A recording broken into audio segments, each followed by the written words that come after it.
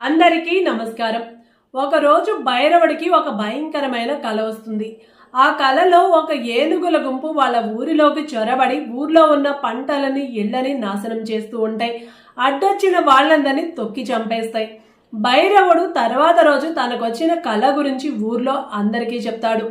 కానీ ఎవ్వరూ అతని మాటల్ని పట్టించుకోరు. ఎందుకంటే ఆ ఊర్లో వాళ్ళు ఎవ్వరు కూడా ఇప్పటి వరకు ఏనుగుల్ని చూసిందే లేదు. అలాంటిది ఏనుగులు ఊరిపై దాడి చేయడం ఏంటని అతని మాటలకు హేళనగా నవ్వుకుంటారందరూ. కానీ ఆ రోజు రాత్రి భైరవుడు కలలో కనిపించినట్టుగానే ఒక మద ఏనుగుల గుంపు ఊరిపై దాడి చేసి ఊర్లో పంట పొలాలని ఇళ్లని నాశనం చేస్తాయి. ఎదురుపడిన వాళ్ళందరినీ తొక్కి చంపేస్తాయి. ముందు బ్రతికుంటే చాలు, తర్వాత చూసుకుందామని ఇళ్లల్లోనే తలదాచుకుంటారు అందరూ. జరగబోయేది ముందే భైరవుడికి కలలో ఎలా కనిపించింది. అతనికి ఏవో అతీతమైన శక్తులున్నాయని అందరూ అనుకుంటారు. అతని మాటలు హేళన చేసినందుకు అందరూ భైరవుడికి క్షమాపణలు చెప్తారు.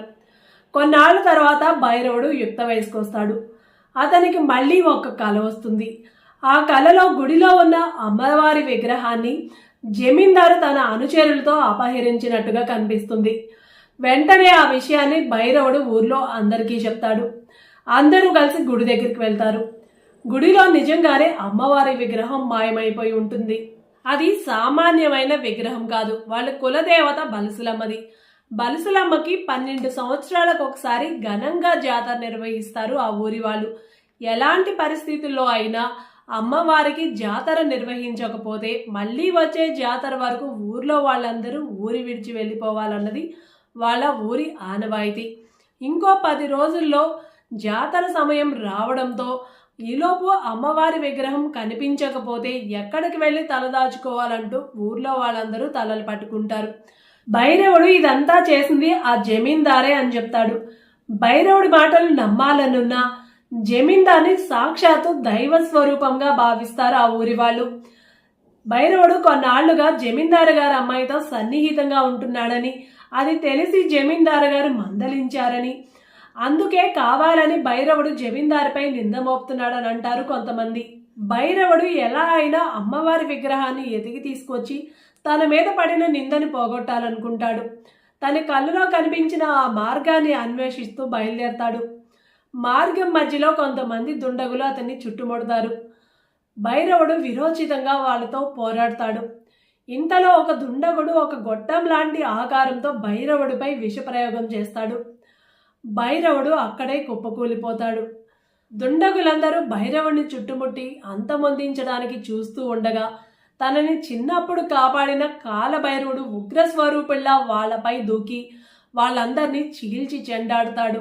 ఆ కాలభైరవుడు భైరవుడి దగ్గరికి వెళ్ళి తన శ్వాస తగిలేలా చేస్తాడు. కాలభైరవుడి శ్వాస భైరవుడు తగలగానే విషప్రయోగం నుంచి బయటకు వచ్చి కళ్ళు తెరుస్తాడు. కళ్ళు తెరిచేసరికి ఎదురుగా ఉన్న కాలభైరవుడిని చూసి సంతోషంగా ఆయన్ని పెనవేసుకుంటాడు. ఆ కాలభైరవుడు భైరవుడిని అమ్మవారి విగ్రహం దగ్గరికి తీసుకువెళ్తాడు.